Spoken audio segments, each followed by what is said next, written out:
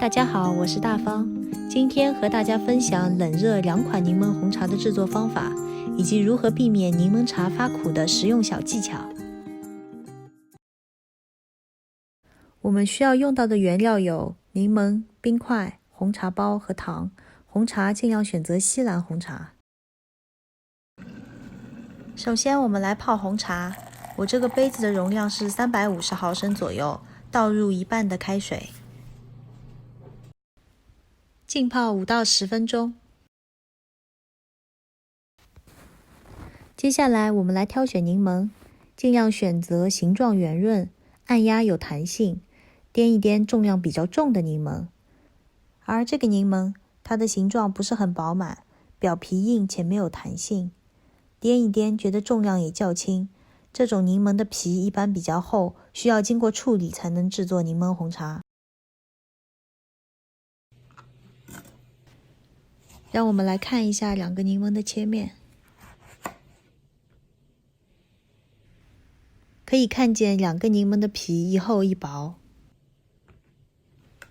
因为柠檬的苦味物质主要存在于柠檬的白色皮当中，所以我们尽量选择薄皮柠檬，这样泡出来的红茶苦味也会较轻。按照个人口味，向红茶中加入1大勺至1.5大勺的白糖，搅拌，加快白糖溶解。向热红茶中加入冰块，使其温度降低至10摄氏度以下。用筷子搅拌，使茶水的温度迅速下降。因为柠檬的白皮在温水和热水中会快速地吸出苦味物质，所以我们需要用冰凉的红茶来浸泡柠檬。这就是避免柠檬茶发苦的最重要诀窍。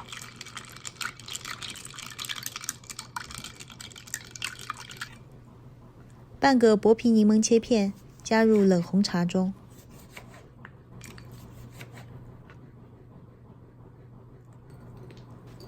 先不要立即饮用，浸泡5分钟，等待柠檬黄皮中的芳香物质溶解至茶水中。以上就是冻柠茶的制作方法。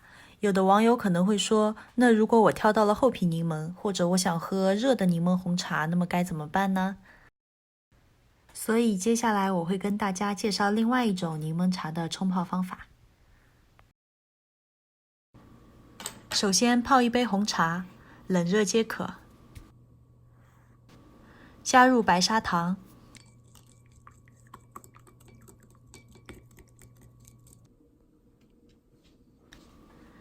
接下来我们需要一个削皮的小工具，把厚皮柠檬的黄皮部分给削下来。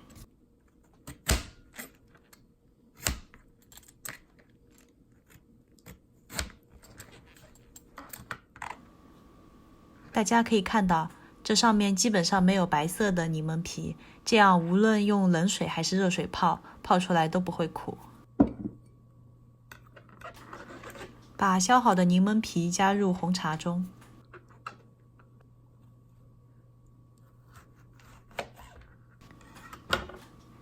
挤入1/4个柠檬的柠檬汁，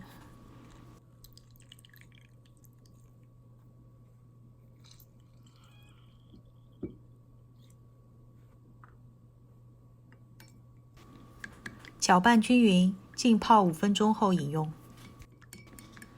这个方法需要削柠檬皮，稍微麻烦了一点，但是它的好处就是泡出来的柠檬茶放多久都不会苦，而且可以泡热的柠檬红茶。